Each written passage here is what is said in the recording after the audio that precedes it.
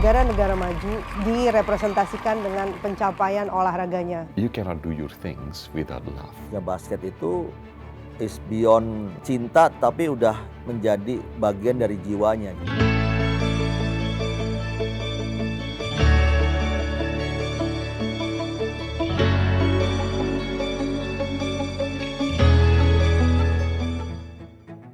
Dari kecil Mas Erik tuh udah sangat menyukai ya olahraga khususnya basket. Yang seingat saya dari SD ya, terus berlanjut SMP dia tambah serius lagi, terus SMA juga lebih aktif lagi. Terus waktu saya ke Amerika tuh, Erik dengan teman-temannya terus aktif tuh di dunia basket. Beliau tuh nggak suka yang olahraga yang individual. Itulah juga mungkin yang membentuk karakternya beliau sampai sekarang. Saya dengan Pak Erik satu sekolah, namanya Glendale College. Bukan hanya kuliah bareng, tapi kita juga sempat tinggal bareng juga, jalan bareng, olahraga bareng, terekspos lah basket di situ. Jadi yang ngajarkan main basket itu sebenarnya Pak Erik. Diajarkan ya dari basic things, ya dari for fun sampai akhirnya karena kita sering main, akhirnya jadi passion. Jadi kalau kita pulang itu tahun 91-92 itu tuh kita sudah punya formasi hidup kita masing-masing sebenarnya.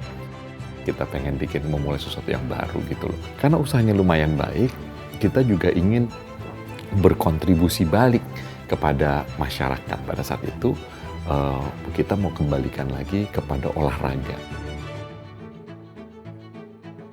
Tahun 2002 ya, minta persetujuan sama pengurus lain. Bagaimana kalau wakil saya Erik yang menggantikan saya? Saya tunjuk sebagai ketua umum Perbasi. Pada saat dia umur berarti 32 tahun. Itu adalah ketua umum olahraga nasional yang termuda secara saya. Tahun 2006 Pak Erik menjadi presiden di Siaba. Ini baru pertama ada wakil pengurus di tingkat Asia Tenggara untuk bola basket. Nah, pada saat yang sama Pak Erik juga mengurus Satria Muda. Seperti diketahui kita memang perjuangan panjang untuk menjadikan bola basket ini menjadi satu olahraga sampai ke tingkat yang lebih tinggi, yaitu mendapat medali di minimal di SEA Games. Di Asian Games apalagi itu masih mimpi pada saat itu. Saat memimpin Perbasi, basket menjadi menasional. Penggemarnya anak-anak muda itu banyak sekali. Karena itu menjadi kuat dan diperhitungkan.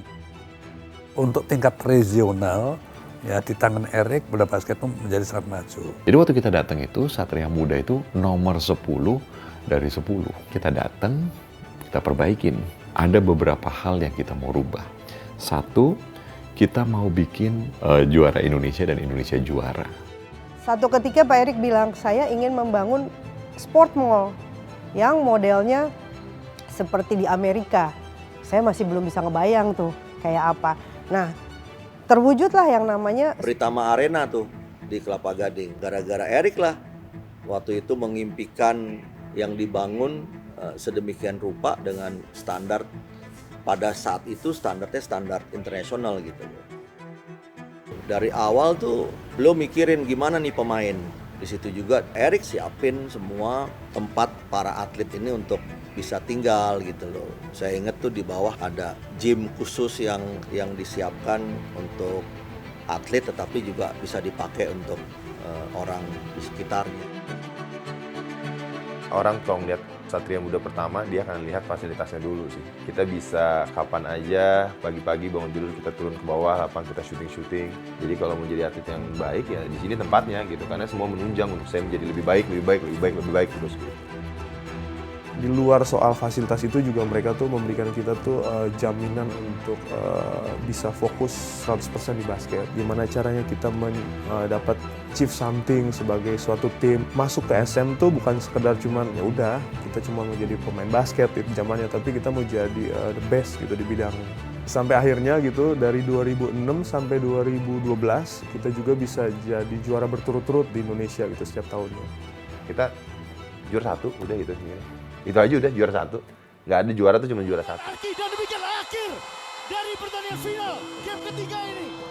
Satria Muda mampu mengalahkan Pelita Jaya di kandang Pelita Jaya 69-64. Satu hari saya datang ke rumah Erik. Kita tahu kan, maksudnya sahabat, kita saling koleksi ini, koleksi itu. Saya lihat, Dek, lukisan mana? Terus gini loh, emangnya basket nggak bayar? Gitu loh. Jadi ya ampun, dijual tuh lukisan buat anak basket. Itu baru pertama kali Erik tunjukkan bukan loyalitas dari bawah ke atas, tapi loyalitas itu adalah dari atas ke bawah. Jadi beliau inilah yang juga mempunyai ide ya untuk memberikan asuransi kepada pemain-pemain ini gitu. Ada dua yang saya ingat. Satu pendidikan, kedua asuransi ya. Kalau anak-anak Satria Muda itu, kalau memang untuk pendidikan, itu nomor 1. Jadi walaupun final, tapi misalkan lagi ujian semester, diizinin tuh. Olahraga penting, tetapi sekolah itu juga penting. Itu satu nilai-nilai yang kita nggak mau pisahkan. Pokoknya kita mesti jadi juara, tetapi juara itu hanya sebagian daripada kepentingan kita. Orang-orang ini setelah basket itu mesti bisa mendharma baktikan dirinya kepada bangsa. Nggak pernah mimpi tuh Indonesia bisa ngalahin Filipina di SEA Games 2021 yang lalu. Baru kali ini kita punya sejarah mendapatkan emas. Indonesia pengen menjadi tuan rumah World Cup 2018. Kita ikut bidding 2023 ini it's happen gitu, kita menjadi tuan rumah World Cup bola basket dunia yang akan diadakan tahun depan di Indonesia, di Filipina dan Jepang. Sekarang basket Indonesia itu bukan to the next level, is the level beyond my expectation. Apalagi kalau dia ada passion ya, anything is achievable. Saya selalu lihat kalau ada basket pasti dia ada. Sampai kalau SMA kemarin saya lihat di Bandung pun beliau datang ke sana. Basket ini darahnya dia ya kan, is part of it already. Dengan waktu yang sibuk, dengan banyak kegiatan, dia datang ke lapangan gitu kan. Dia datang sebagai penonton supporter, ikut berteriak. Bukan hanya datengin, itu hidup dan mati sama timnya. Dari situ saja kita bisa menilai bahwa memang basket merupakan kecintaannya yang tidak bisa ditinggalkan. Dan itu apa adanya. You cannot do your things without love. Karena dia punya cinta kasih, berarti dia punya komitmen yang tinggi. Nah, karena komitmen yang tinggi itu, terobosan-terobosan itu datang dari pemikiran dan hati mulianya. Nah, terobosan-terobosan itulah yang membuat perbasketan kita ini menjadi jauh lebih baik. Untuk Erik itu, olahraga atau khususnya basket itu is beyond cinta, tapi udah menjadi bagian dari jiwanya. Saya yakin dia bisa, karena saya lihat dari pertama kali nilai-nilainya. Asalnya apa? Asalnya karena dia sayang, dia cinta, dan dia kasihi benar-benar apa yang dia kerjakan.